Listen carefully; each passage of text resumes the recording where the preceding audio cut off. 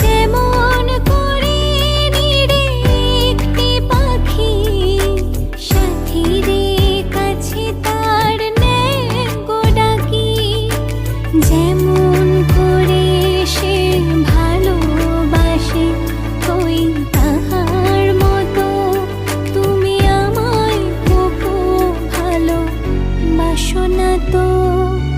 কলির কথা শুনে বকুল হাসে ওই